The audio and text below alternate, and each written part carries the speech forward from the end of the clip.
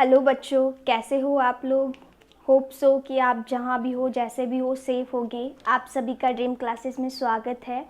आज का जो हमारा लेक्चर सीरीज़ है उसमें हम पढ़ने वाले हैं स्पर्म्स की स्ट्रक्चर, शुक्राणु की संरचना के बारे में। आपके जो भी डाउट थे हमारे प्रीवियस क्लास से रिलेटेड, सारे डाउट क्लियर हो चुके होंगे। अगर फिर भी किसी को डाउट है तो आप मुझे बताइएगा। एंड आपको नोट्स चाहिए तो आप ड्रीम क्लासेस की ऐप पर जाकर उन्हें एक्सेस कर सकते हैं। तो आज का हम हमारा लेक्चर स्टार्ट करते हैं। बिल्कुल कंसंट्रेशन के साथ आप पढ़िएगा हमारे स्पर्म की स्ट्रक्चर। तो मैं पहले आपको डायग्राम बनाकर दिखाती हूँ कि हमारा स्पर्म कैसा होता है। बोला जाता है कि स्पर्म हमारे स्पून के आकार का, चम्मच के आकार का होता है। तो देखते हैं हम हमारे स्पर्म की संरचना। आपको स्लाइड पे स्पर्म की संरचना दिख रही होगी, ठीक है। तो चलिए अब हम स्पर्म की संरचना बनाते हैं हैंड से। स्पर्म की जो स्ट्रक्चर होती है वो 3 पार्ट में डिवाइड होती है: सर, गर्दन और पूंछ। हेड, नेक एंड टेल में डिवाइड होती है। तो देखते हैं हम हमारे स्पर्म की स्ट्रक्चर को। हम बना रहे हैं पहले नेक। हमने क्या बनाया? पहले नेक। उसके बाद में हम बना रहे हैं mid portion. Then we will converted mid portion in a tail. Clear? फिर हमें बनाना है हेड। क्या बनाना है हमें? स्पर्म का हेड। इस तरह से स्पर्म का हेड होता है। ये जो स्पर्म का हेड होता है इसके ऊपर इस तरह से एक टोपीनुमा संरचना बनी हुई होती है। तो पहले मैं आपको बता देती हूँ, ये स्पर्म का हमारा है हेड, ये है हमारी नेक, एंड नेक्स्ट जो भी पोर्शन बचता है ये है हमारी टेल, एंड ये है हमारा मिड पार्ट, जिसे कि हम बोल देंगे मिडल पार्ट। जैसे ही ये डायग्राम कंप्लीट होगा उसी तरह से हमारी स्पर्म की स्ट्रक्चर कंप्लीट हो जाएगी।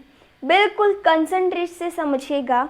हम बात कर रहे हैं हमारे सिर्फ और सिर्फ हेड की। किसकी बात कर रहे हैं हम? सिर्फ और सिर्फ हेड की। हेड में यहाँ पर एक टोपीनुमा संरचना होती है इस तरह से। चलिए अगर मैं बात करूं स्पर्म के शीर्ष की, हेड की, तो इसका फर्स्ट पॉइंट है कि यह स्पर्म का चौड़ा भाग होता है।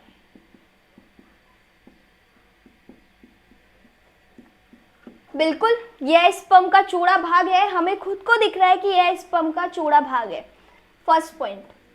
सेकंड पॉइंट की अगर हम बात करें, जिसमें न्यूक्लियस, एक्रोसोम व साइटोप्लाज्म होता है, जिसमें यानी कि हेड में न्यूक्लियस यानी कि केंद्रक,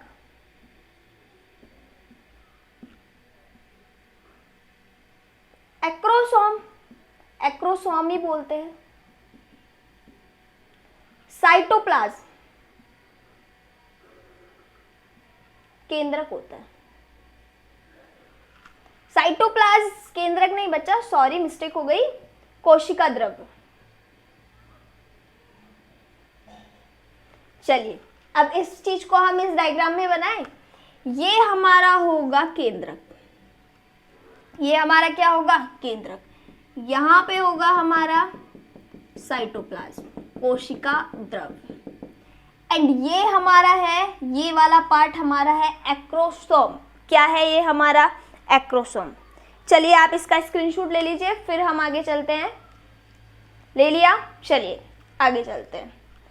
अब न्यूक्लियस का फॉर्मेशन जो हमारे शुक्राणु प्रशु कोशिका बनी थी ना, स्पर्मेटिड बनी थी, उससे होता है। और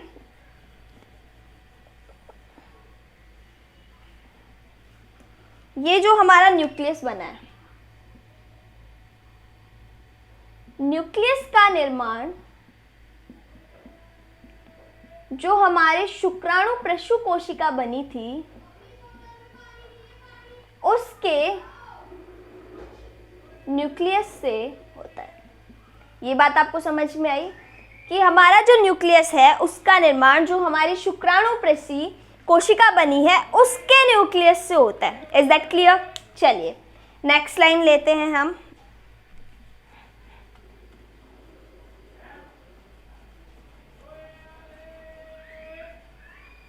एक्रोसोम के बारे में करते हैं। एक्रोसोम क्या है हमारा? ये है हमारा एक्रोसोम। एक्रोसोम क्या है बेटा? अपने दोहरी झिल्ली नुमा संरचना है, यानी कि ये कैसी है? दोहरी झिल्ली है, डबल मेम्ब्रेन है।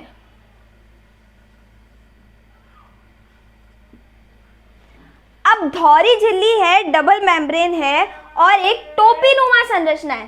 कैसी है ये? टोपी नुमा संरचना है। इस टोपी नुमा संरचना के अंदर न्यूक्लियस प्रेजेंट होता है एंड क्या होता है? सबसे इंपॉर्टेंट बात जो हमें हेड में पता करनी है, डायग्राम में भी इंक्लूड करके रखो तो कहीं कोई समस्या नहीं आएगी। एक्रोसोम के अंदर हाइलुरोनिडेज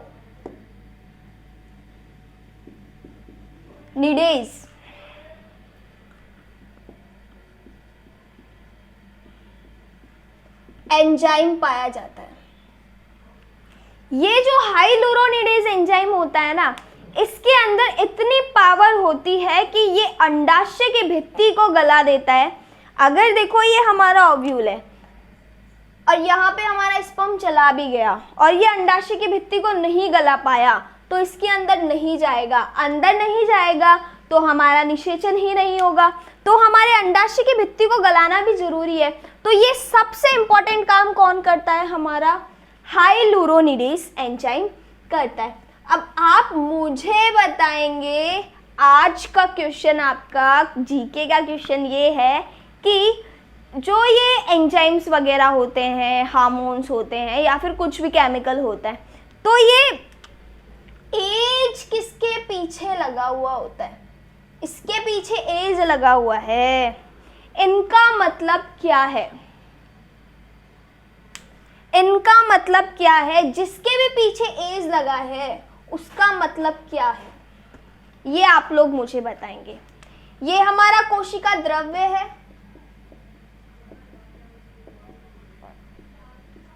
ये हमारा केंद्रक है। अगर हम केंद्रक की बात करें तो केंद्रक में ऑफ कोर्स हम ह्यूमन स्पर्म की बात कर रहे हैं, तो स्पर्म में डीएनए है जो कि कैसा है? एक आनुवांशिक पदार्थ है। अब आप मुझे जल्दी से डीएनए की फुल फॉर्म लिखकर बताएंगे एंड कोई इंटेलिजेंट बच्चा जिसको ये पता हो कि डीएनए किन किन चीज़ों से मिलकर बना है वो भी आप मुझे लिखकर बताएंगे। और जो जो बताएगा नेक्स्ट वीडियो में मैं उन सबका नाम मेंशन करूंगी कि किन किन ने क्या क्या बताया था, यानी कि किस तरह से बच्चों को नॉलेज है।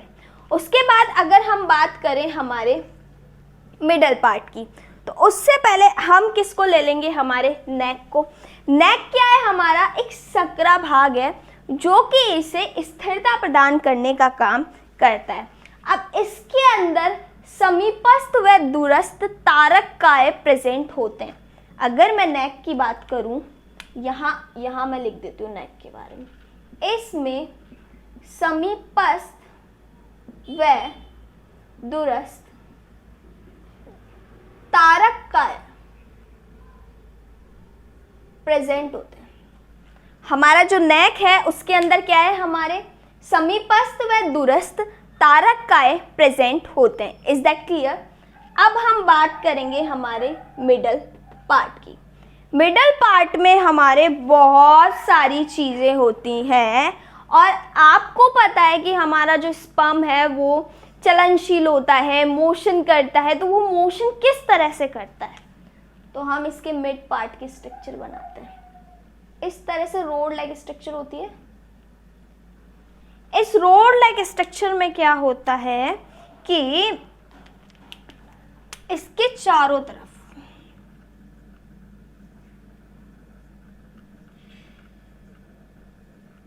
बहुत बड़ी क्वांटिटी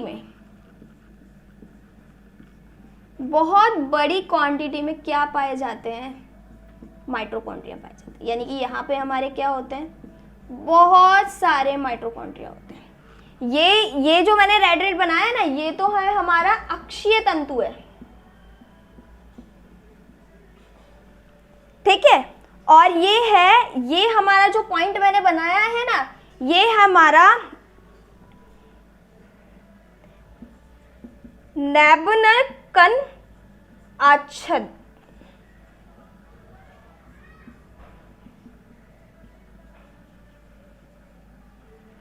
जो कि हमारे क्या है, माइटोकॉन्ड्रिया। अब देखो कितना स्ट्रेंज है कि जो ये हमारा मिडल पार्ट है, इसके अंदर अक्षीय तंतु के द्वारा बहुत सारी संख्या में माइटोकॉन्ड्रिया जुड़े हुए होते हैं। अब हम माइटोकॉन्ड्रिया पे डिस्कस करेंगे कि ये माइटोकॉन्ड्रिया क्यों जुड़े हुए होते हैं। अभी तक हमें डायग्राम की आगे जरूरत नहीं पड़ने वाली है समझाने में, इसलिए मैं आपको स्पर्म की स्ट्रक्चर को बिल्कुल वापस से रिपीट करके बता रही हूँ। फिर हम सिर्फ और सिर्फ इस माइटोकॉन्ड्रिया के बारे में पढ़ेंगे एंड टेल के बारे में पढ़ेंगे, क्योंकि बोर्ड बिल्कुल फिल हो गया है तो आपको आगे समझ में भी नहीं आएगा मैं क्या लिखूंगी। तो मैं आपको वापस बता रही हूँ कि हमारा स्पर्म 3 पार्ट में डिवाइडेड है, हमारा head, neck, middle part and tail. Middle part को हम पार्ट नहीं मानते हैं, ये हमारे नेक में ही आता है, तो इसलिए मैं 3 भाग बोल रही हूँ। आप मुझे मत बोलिएगा कि मैम 4 दिख रहे हैं, ठीक है। एंड जो हमारा हेड है, हेड में हमारे होता है एक्रोसोम, कोशिका द्रव एंड केंद्रक। केंद्रक में हमारे क्या होता है, हमारा आनुवांशिक पदार्थ जो एक पीढ़ी से दूसरी पीढ़ी में जाता है। एक पीढ़ी से दूसरी पीढ़ी में किस तरह से जाएगा, युग्मक स्थानांतरण द्वारा, जनन द्वारा, निषेचन द्वारा। Is that clear. तो हमारा डीएनए है, डीएनए की फुल फॉर्म जैसा कि मैंने आपको बोला था कमेंट सेक्शन में आप लिखकर बताइएगा। चलो मैं ही बता देती हूँ आपको, आप लोग कमेंट करिएगा बार बार। Deoxyribonucleic acid. अब ये किन किन से मिलकर बना है, ये हमारे बना है पेंटोज शुगर से, नाइट्रोजन बेस से एंड फॉस्फेट ग्रुप से। Is that clear. नेक्स्ट हमारा है कोशिका द्रव्य। कोशिका द्रव्य में हमारे बहुत सारे पोषक तत्व पाए जाएंगे जो कि हमारे स्पर्म को क्या करेंगे, पोषण प्रदान करने का काम करेंगे। नेक्स्ट है हमारे जो स्पर्म का हेड होता है, इसके ऊपर एक टोपीनुमा संरचना पाई जाती है। ये टोपीनुमा संरचना क्या है, हमारी एक्रोसोम। एक्रोसोम में क्या होता है, हमारे एक एंजाइम होता है हाइलुरोनिडेज। हाइलुरोनिडेज एंजाइम क्या करता है, हमारे अंडाणु की भित्ति को भेदन या छेदने का कार्य करता है। इन इंग्लिश जो हमारे एग मेम्ब्रेन है उसको डिसॉल्व कर देता है, लेयर को डिसॉल्व कर देता है। नेक्स्ट हमारा नेक। नेक में हमारे समीपस्थ व दूरस्थ तारक पाए जाते हैं। नेक्स्ट हमारा मिडल पार्ट। मिडल पार्ट में हमारे बहुत से अक्षीय तंतु जो आपस में जोड़े रखते हैं माइटोकॉन्ड्रिया को पाए जाते हैं। एंड लास्ट हमारा टेल, इसके बारे में अब हम देखने वाले हैं। तो चलो इसको साफ कर देते हैं। आपने स्क्रीनशॉट ले ही ली होगी अभी तक, तो अब हम आगे देखने वाले हैं माइटोकॉन्ड्रिया के बारे में एंड हमारे टेल के बारे में।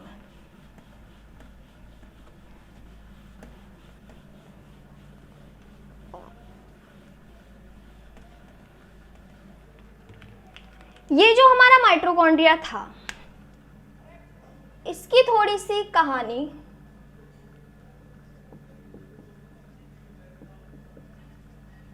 माइटोकॉन्ड्रिया की कहानी बताती हूँ आपको। फिर जो हमारा सेल वाला चैप्टर होगा उसमें तो हम माइटोकॉन्ड्रिया को बहुत अच्छे से करेंगे ही।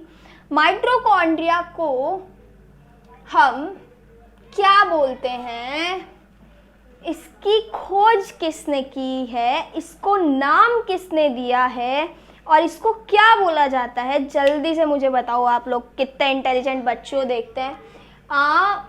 माइटोकॉन्ड्रिया को हम बोलते हैं power house of the cell, यानी कि इसको हम क्या बोलते हैं? कोशिका का शक्ति गृह बोलते हैं।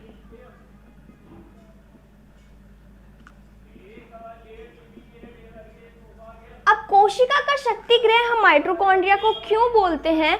क्योंकि माइटोकॉन्ड्रिया में एटीपी, जल्दी से एटीपी की फुल फॉर्म बता दो। अब पहले बताइए ना मैंने, जल्दी से एटीपी की फुल फॉर्म बता दो।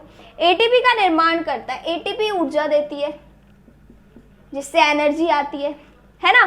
फिर ये एनर्जी हमारे किसके पास चली जाएगी? टेल। टेल क्या करती है? मूवमेंट करती है इस तरह से मूवमेंट करती है, जो कि स्पर्म को आगे की तरफ मूवमेंट करवाने में हेल्प करती है। ये सब था हमारे स्ट्रक्चर ऑफ स्पर्म्स के बारे में। अब हम कुछ हार्मोन से रिलेटेड भी कुछ पढ़ लेते हैं, उसके बाद में हमारा जो स्पर्म्स है उसका टॉपिक क्लोज हो जाएगा आज। क्लियर? चलिए देख लीजिए आप इसे, फिर हम करते हैं।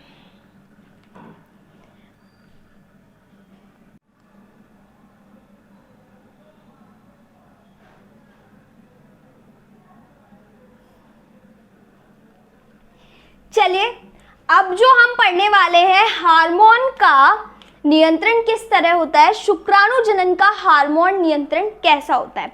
तो आपने पहले पढ़ा होगा कि जो हमारी हाइपोथैलेमस होती है, कौन हमारी?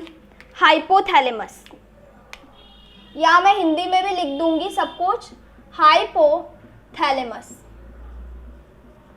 हाइपोथैलेमस क्या करती है? GnRH। आप लोग मुझे बताइए GnRH क्या है हमारा? GnRH है हमारा गोनेडोट्रोपिन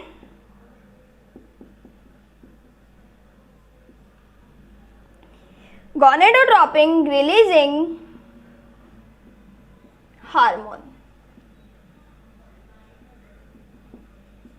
ये हाइपोथैलेमस क्या करती है? गोनेडोट्रोपिन रिलीजिंग हार्मोन सिक्रेट करती है।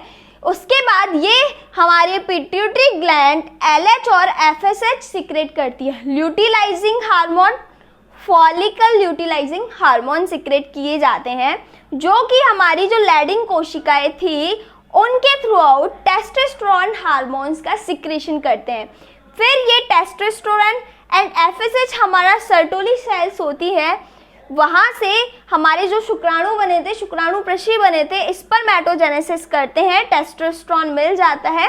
जब ये स्पर्मेटोजेनेसिस हो जाता है, बहुत ज़्यादा एक्सेस हो जाता है, तो हमारी सर्टोल सेल इनको क्या कर देती है? इनहिबिट कर देती है एंड नेगेटिव फीडबैक देती है।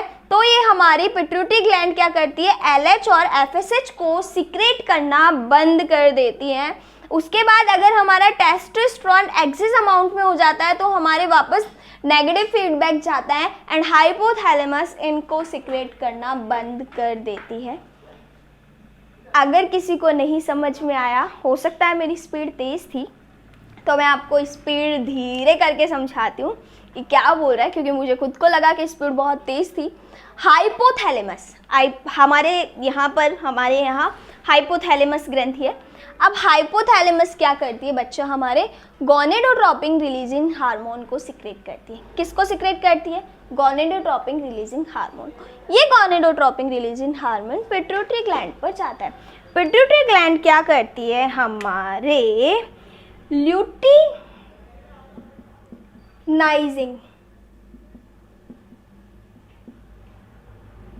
हार्मोन, ये LH क्या है? हमारा ल्यूटिनाइजिंग हार्मोन सिक्रेट कर रही है। ये ल्यूटिनाइजिंग हार्मोन क्या कर रहा है? हमारा लैडिंग सेल्स के पास जा रहा है। लैडिंग सेल्स के पास ये जाने के बाद लैडिंग सेल क्या करती है? टेस्टोस्टेरोन, जो कि हमारा क्या है? एक नर हार्मोन है। अगर आपसे 1 मार्क्स का कोई क्वेश्चन पूछे कि टेस्टोस्टेरोन क्या है, हमारा एक नर हार्मोन है, इसका सिक्रेशन करती है। जब इसका सिक्रेशन बहुत ज़्यादा अमाउंट में हो जाता है तो ये टेस्टोस्टेरोन एक्सेस हो जाता है।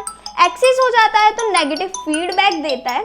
नेगेटिव फीडबैक देने के बाद में एक्सेस हो जाता है तो नेगेटिव फीडबैक देता है। नेगेटिव फीडबैक के बाद में हमारे हाइपोथैलेमस इनको सीक्रेट करना बंद कर देता है। टेस्टोस्टेरोन ये हमारे क्या है, folic stimulating hormone. Folic stimulating hormone में हमारे पिट्यूटरी से सीक्रेट हुआ, जो सर्टोली सेल्स के पास गया। सर्टोली सेल्स हमारे स्पर्मेटोजेनेसिस करती हैं टेस्टोस्टेरोन के साथ मिलके।